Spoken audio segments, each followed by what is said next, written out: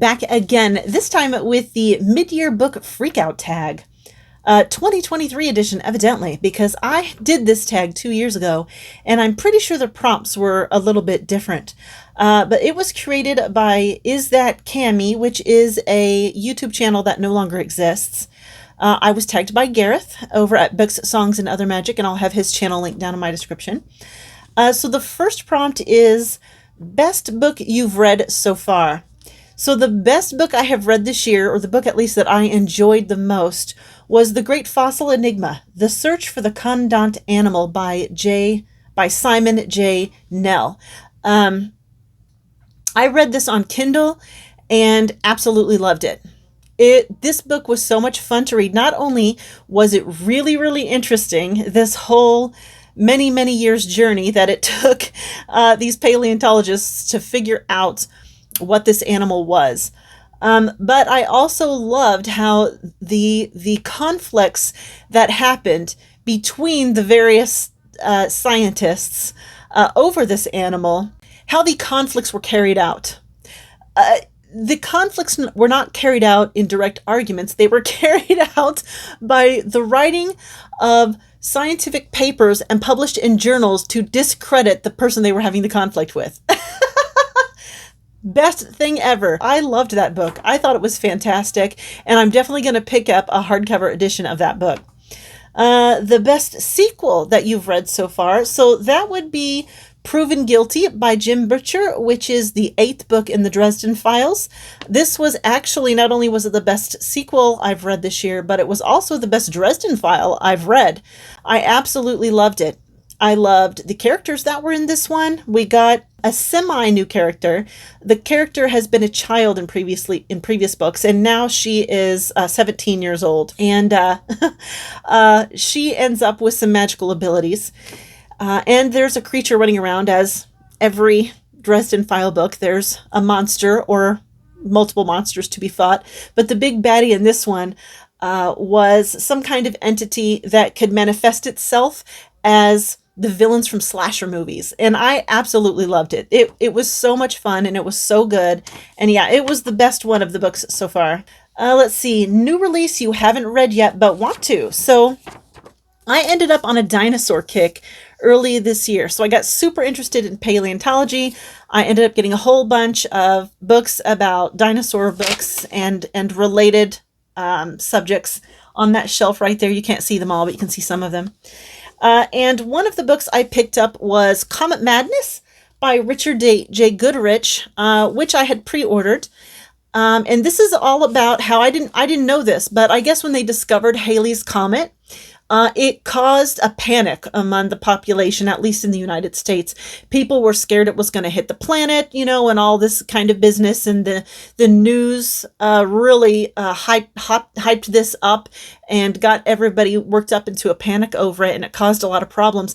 And this is a book about that. So I thought that was a really fun sort of dinosaur related subject to read about. And speaking of my whole dinosaur book rampage that I was on earlier this year, I ended up finding these dinosaur toys that the design of them are based on the new understanding of what dinosaurs looked like, with the feathers and the colors and everything like that.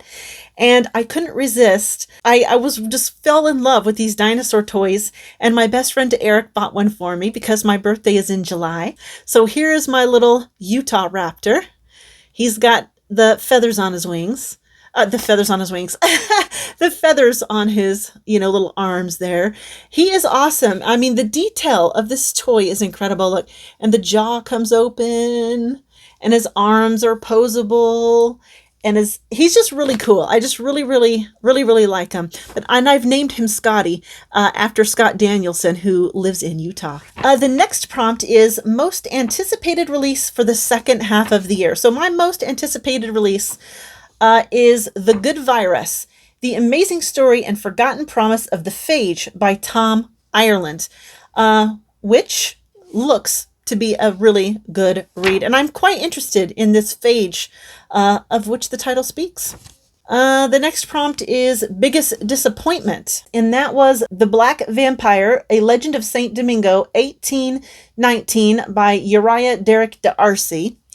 So I was really, really looking forward to reading this. It was one of the very early vampire stories, and Sean Standfast had really talked up this book and had really, really enjoyed it. So I went into this book expecting this to be a good story, and it was absolutely awful. It was so poorly written that there was no getting around the terrible writing. It was like a 12-year-old wrote it. That's how poor the writing is. And the vampire would have been fantastic. This could have been a good story if somebody had actually written it and not just slopped it down on a piece of paper as an afterthought.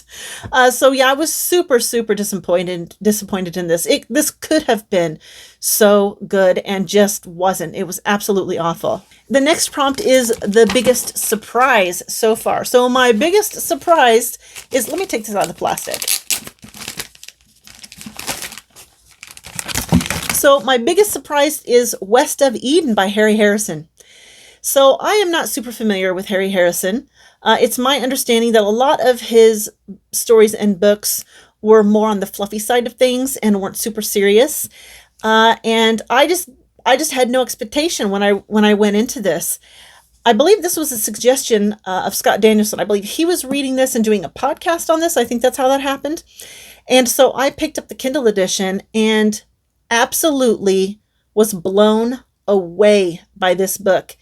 This book has so much to say. There is so much depth in here.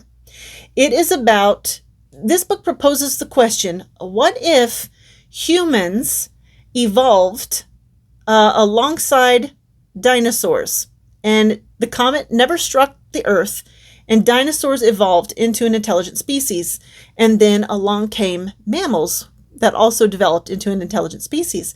So humans are very primitive at this point, and the dinosaurs have been around for a very long time and are more sophisticated than humans and are more technologically advanced than humans. However, their technology is not like human technology is today. It's all about biological engineering. So they do not build homes and buildings, they grow them. They have learned how to genetically manipulate plants and animals to make them into their tools.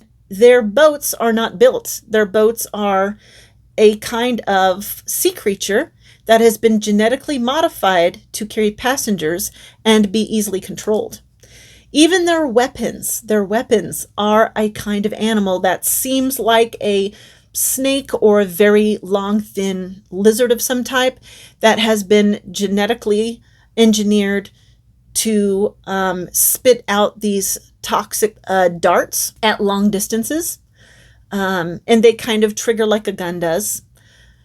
And it's an extremely interesting technology that Harry Harrison imagines in this novel. And humans and the dinosaurs, or the Yulani, the dinosaurs are called the Yulani, are very, very different, of course, and absolutely hate each other. And it's just a kind of prejudice that happens in real life, that happens in all of us today. The Yulani suffer from it, the humans suffer from it. And this book just has so much to say about a lot of things. It was so good. It absolutely blew my mind. I went into this book and I did not expect that. I expected this to be not that impressive, honestly. I just thought it was going to be a simple, fun science fiction story. I did not expect the whirlwind of thought that this evoked in me. It just was a profoundly moving novel for me. And I didn't take notes because I was reading it on my Kindle. I had also picked up the audiobook, so I did half of this on an audiobook. I just did not know that I was going to need to take notes on this. So I didn't have the physical book either. When I told Scott Danielson how much this book impressed me, he was unfortunately the victim of my many hours of conversation over this book because I just had so much to say about it. I just talked his ear off about this book. And I told him I definitely needed to get a physical copy of this. And so he found me a first edition and sent it to me. And I did not know he had done that. So I was super, super thrilled. And Scott, you'll probably be watching this. And thank you again for this wonderful, beautiful, fabulous book. So I'm going to read this again when Book Trek is over, because I need to read it slower and go over it. Well, not that I've rushed through it the first time, mind you. It's just that I couldn't take notes. I wasn't taking notes on it. And this time I'm definitely going to take some detailed notes and definitely break it all down and do a video about it, because it was just so impressive. This is probably this man's magnum opus. This book is phenomenal, and I cannot believe that science fiction fans are not raving about this book. It is amazing. If you've never read it, you need to read it. And the next prompt is favorite new author, debut or new to you. So a new to me author that I absolutely am in love with now is Jim Thompson. He writes these trashy noir novels. And they are fantastic. I've read 3 of them so far. A Hell of a Woman, A Swell Looking Babe, and After Dark, My Sweet. And I'll tell you what, there is no such thing as a good character in these books, and it is fantastic. Absolutely love them. If you love these older, dark, noir type of novels, this is the author to read. The next prompt is newest fictional crush. So I don't have a new fictional crush. I have ever had one fictional crush. He's been my fictional crush my entire life since I read Sense and Sensibility by Jane Austen, and it is Colonel Brandon. I have been in love with Colonel Brandon since I was 14 years old, and I'm always going to be in love with Colonel Brandon. Newest favorite character. Okay, hands down, that is Ulrich Beil from An Unattractive Vampire by Jim McDaniel. This book was incredible. 5 stars, hilarious, completely unexpected. Had no idea I was going to love this book. It was great. I highly recommend it. But Ulrich Beil is an old school vampire. He has been underground for 300 years, and he's absolutely hideous, just hideous. He looks like the vampire from the silent movie Nosferatu, but even more decrepit looking, if that's possible. And he wakes up after being underground 300 years, and is horrified at what vampires have become. Vampires are now all attractive, and their powers have weakened, and they're not evil. And vampires should be evil, and they should be putting the fear of God in humans. And he is furious. And he is on a mission to find the person who has done this to vampires and get rid of them. And in the book, he befriends this 23-year-old nurse and her little brother. And it was just absolutely fantastic. Just fabulous story. And part of what makes that book funny is that it was written by a British person who is writing American characters. And it is very obvious that it's a British person trying to imitate American English and American sort of cultural traditions or what have you. It's hilarious. The next prompt is book that made you cry, or the saddest book you have read. Well, this book didn't make me cry, but it was certainly depressing. It's called Is Rape a Crime? A Memoir, an Investigation, and a Manifesto by Michelle Bowdler. Rape is a crime that is not often solved. The woman in this book who wrote this book, she was raped in the 80s.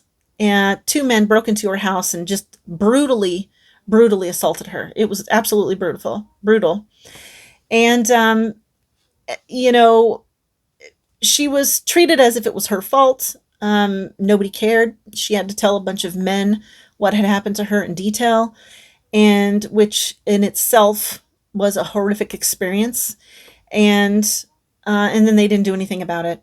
In fact, through the course of her investigations, she found out that the police weren't even checking these rape kits. Most of them ended up being lost or destroyed without ever having been checked. So she went through all of that hell after she had been brutalized for absolutely no reason whatsoever. And I'm sure it's better now, but rapes are still not a crime that is often solved. And I don't know what the status is with those rape kits these days. I don't know if they are testing them now or not. I just don't know. I haven't looked into it. I don't want to, because that book was super depressing. So it was kind of an eye-opener if you don't know anything about sexual assault or what it's like to be a victim of rape. But yeah, if you don't want to be depressed, then yeah, just skip that book. So moving on from the depressing prompt, a book that made you happy. So a book that made me extremely happy to read this year was Give Yourself Goosebumps, number 15. It's called Please Don't Feed the Vampire by R.L. Stine. So this book is exactly like a choose your own adventure book. And I had so much fun reading this book. There are two main storylines, and this is not a spoiler because it happens right at the beginning. So you are a little boy in this book because you are the character in the book. So you're a little boy in this book, and it's Halloween, and you have purchased a vampire costume in a can. And when you open up the can, a packet of fake blood falls onto the floor. And there are two choices that lead to two different, main storylines. Of course, they always branch off into a bunch of different kinds of endings and different kinds of adventures. But the two main storylines are either you drink the blood, or the fake blood, or the dog ends up drinking the fake blood. So either you become the vampire or the dog becomes a vampire. And oh my gosh, it was just so much fun. This was so much fun. And if you like to read middle grade or children's book, I would highly recommend this one, especially if you were a fan of choose your own adventure books when you were a kid. The next prompt is favorite book to film adaptation you saw this year. You know what? I just don't know. I can't remember what all I've watched this year. I know I haven't I know I haven't watched a whole lot of things. I don't think I've even watched a movie that was based on a book, and if I did, I don't remember it. So my answer is I don't know. The next prompt is favorite review you've written this year, or the Booktube version, favorite video you have done so far this year. Yeah, I don't have any written reviews, and I don't really review books. I just talk about the books I've read in a YouTube video. But probably the video that I had the most fun recording was the video, like late night vlog I did for this book called Killing Stalking by Coogie. Because this is the first, I hate graphic novels. I just hate graphic novels. I just have an extremely hard time relating to a series of pictures. And graphic novels are very bad about jumping around a lot. Like you can be on one page and then on the next page, you'll be in an entirely different scene and sometimes even entirely different characters. And that is just a really sudden jump for me. There's almost no text to transition you into the next panel of images. So it's really difficult for me to absorb a story when it's in this form. But I want to like them, so I keep trying them. And I have just never liked any of them. However, I finally found one I liked. I couldn't believe it. I was so excited to finally find a graphic novel that I like. And I don't even just like this. I love this book. I just love it. It was so good. It was absolutely twisted and dark, but it was fantastic. It's a horror novel, obviously, or a horror graphic novel, obviously. And so this boy right here, he's so crazy about this character that he follows him around a lot and ends up breaking into his house and does creepy things like rolls around in his bed and stuff like that, sniffs his pillow and things. And but he's not a bad character. He doesn't have any malice in his heart. He just needs some therapy. But anyways, after he's broken into this character's home, he goes down into the basement where he's hearing these noises that he doesn't understand. And as soon as he finds out what that noise is, this character catches him down in the basement and ends up taking him prisoner. Because as it turns out, this character is a serial killer. So it was absolutely so good. And I still had a little bit of trouble, like, following some of the panels. For example, this boy comes from a troubled home life, but I didn't understand, it touched on it, but I didn't understand what was going on in the panels. So here's the panel right here where it references his home life, but I don't understand what's going on, and there's no other clues. So I don't know. And he ends up in this twisted relationship with this serial killer. It's really bizarre, but it was really, really good. And the next prompt is the most beautiful book you've bought so far this year or received. Well, for me, that is Bats of the Republic by, who's the author? Zachary Thomas Dodson. This book is absolutely amazing. I love it. So let me show you this book just with the dust jacket on. So notice the little details here on the edges. Okay. So you open up this dust jacket, and here's the inside flaps. There's the author picture and the little author bio, and there's the synopsis. Okay.